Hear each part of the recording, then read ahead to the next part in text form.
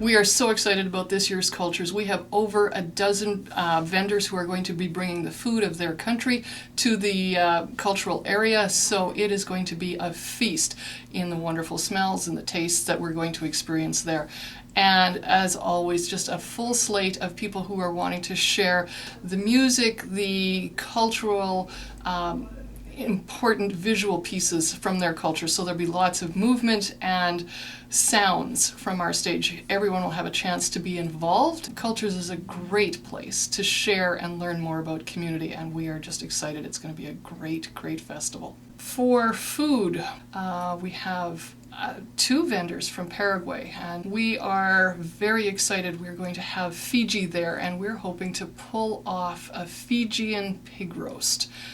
Jamaica is coming, Thailand is coming, Argentina and India are talking about being with us also. We had last year some great food. We had Germany, Philippines, Mennonite Russian foods were part of it, and we hope that many of those foods will be on the street again this year, but we're adding a whole bunch more to really entice everyone to come down and enjoy.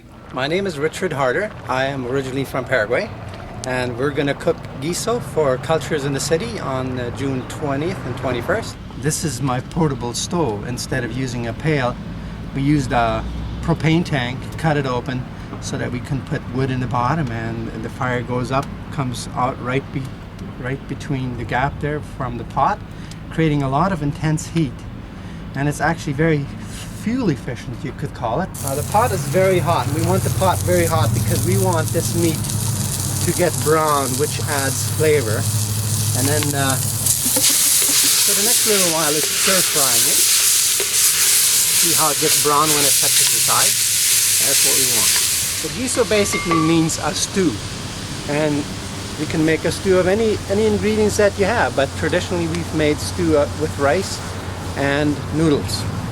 So we'll start it with a meat base.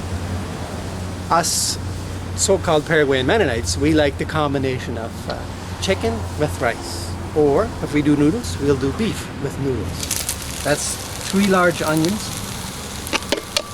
We just want those onions to get brown. That adds the flavor. If it gets black, it tastes bitter. So let's say the lands people, the people that live out in the country, out in the land, we call them campesinos, meaning lands people, campesinos. They will have had beef. They will have butchered a cow, and they will have cut the meat into very small strips, dried, because out in the bush, out in the country, there's no electricity and there's no fridge, and so that's how they can keep their meat. And when it's guiso time, they'll go and grab a couple of strips of meat, start cooking it the way I'm doing with fresh meat now, and they will have had dry rice or noodles, which you can store for months because you don't need to be having them refrigerated. And if they've been to town recently, they're very lucky because they would have brought onions and garlic, and then they would cook a guiso. And whatever ingredients they have. To us it's a preference because we live in the luxury, we can choose how we want it.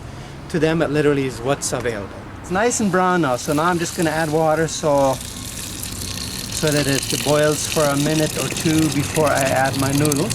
So here I have a couple of chopped up carrots, salt and pepper, and crushed jalapeno peppers. Lots of garlic in there.